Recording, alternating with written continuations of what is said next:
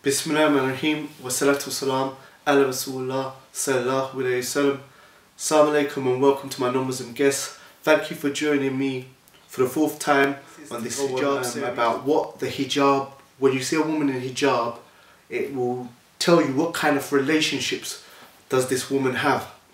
For example, I'm a convert to Islam, convert, revert, whatever term you want to use. And fornication was widespread before I was Muslim. Now, what do I mean by fornication? We live in the West, and the general religion that's taught in this country is Christianity. But what I found growing up, and what most people know, the norm in this country is that people don't get married. They have relationships outside of marriage, and this is called fornication. Now, when you see a Muslim woman wearing her hijab, her jilbab, her niqaab, what it should clearly tell you is that this woman is not like the average woman you see outside. Like the average woman outside that you see, and I'm not exaggerating because I've been there, I've experienced, I saw it on a daily basis, and I still see it on a daily basis. A guy could meet a woman on Wednesday, you know, take her number, because all relationships are based upon nowadays as physical attractiveness. She's buff, she's wearing a miniskirt in his eyes, he's hench or he's buff in her eyes, and that's why people like each other, just the external. It's got nothing to do with the intelligence, it's got nothing to do with her character, it's got nothing to do with the person's pious or not. It's just he looks fit, she looks fit. So what I do, a guy will meet a woman who goes outside with the intention to get male attention. For example, wearing mini skirts. It's not for herself in this freezing cold. Wearing high heels to look taller and let people hear when she's walking down the street. It's not for herself. They're not comfortable. You know what I'm saying? All these things. So the woman goes outside intentionally, hoping for male attention at school, college, work, wherever it is she is. And the male, as it is in the culture in this society, he just spends his day looking around at different women, checking them out and seeing which one's the fittest, which one's the nicest. When he sees one that's his type, he goes up to her, asks her for a number. Now, it's not strange, it's not weird, it's not unique that a guy will meet a girl in the street on Wednesday, take her number, be WhatsApping her, inboxing her on Twitter, on Facebook or whatever, this, that and the other, and by Sunday or Saturday or Friday they meet up and they fornicate together.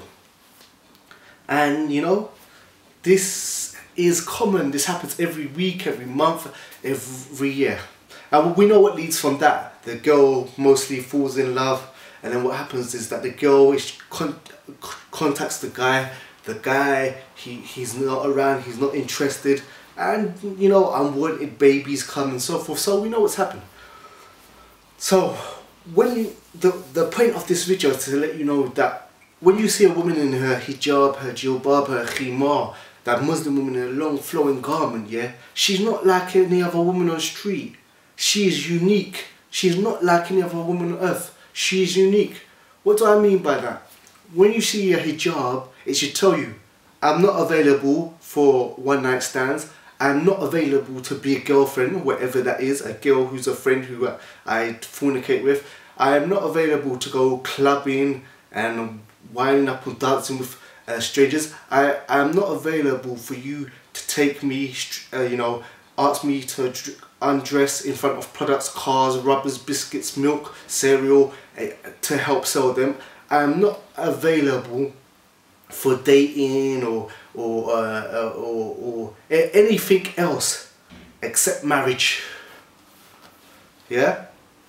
And I will only marry someone who worships God alone, not someone who believes that God becomes a man, someone who believes that God becomes a statue, someone that believes God becomes an animal, someone that believes God gets hungry, someone that believes God rested on the seventh day, someone that believes that God was put up on a cross and was killed, someone that believes God could become a pig, a monkey, a cow.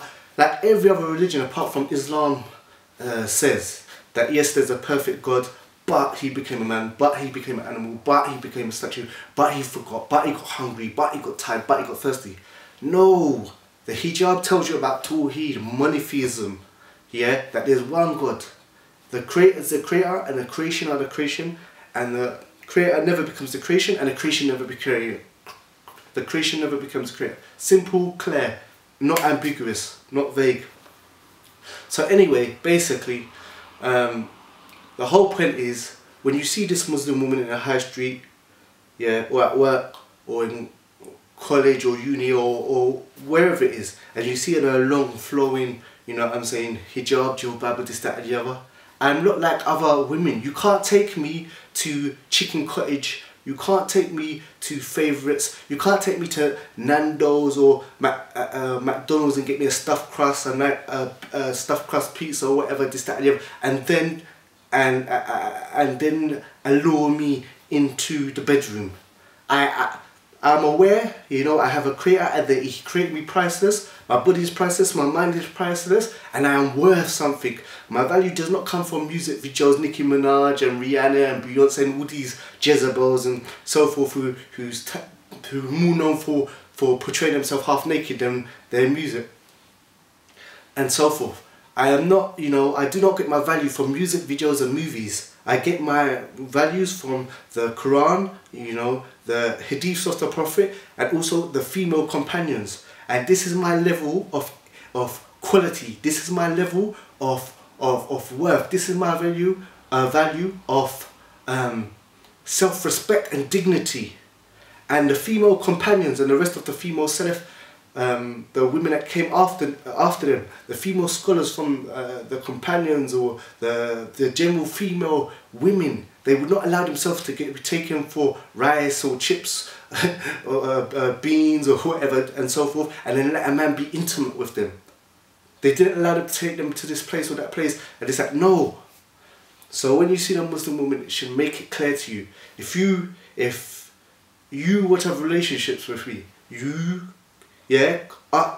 contact my dad, yeah, you meet my dad, you meet my brothers, you meet my whole family first. If they decide that you're adequate, that you work, that you worship God alone, i.e. you're a Muslim, you work,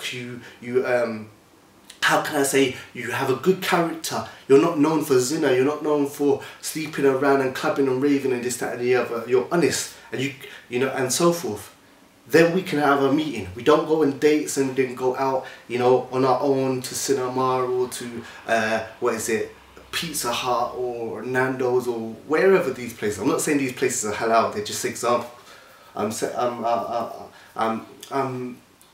Basically, before me and you even have a meeting together, yeah, and sit down and talk about our likes and dislikes and so forth, you have to meet my father, you have to meet my brothers, you have to be, there's a filter.